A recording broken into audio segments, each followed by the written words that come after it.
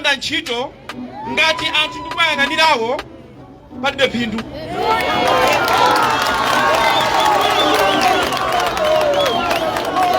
Ndinali pa meeting ndi a president a dziko lino achakwera.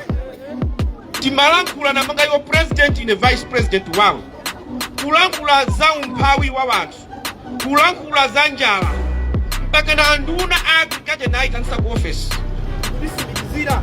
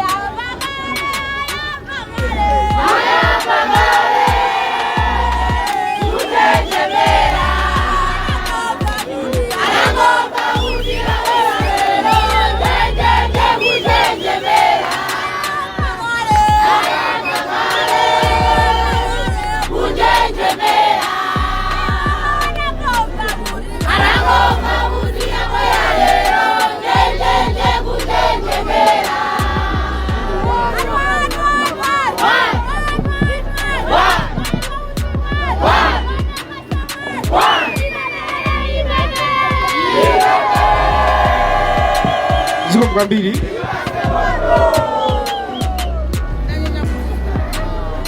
ntchito imene Mulungu anampasa aliyense sindikukamba za ine dekha koma nonse muziwe kuti pamene Mulungu amakuzusa ukugona, amakuzusa kuti ukazuka, kuyambira mamawa akafika madzulo, awiri atatu anene za iwe kuti ndi udaliso kwa iwowo.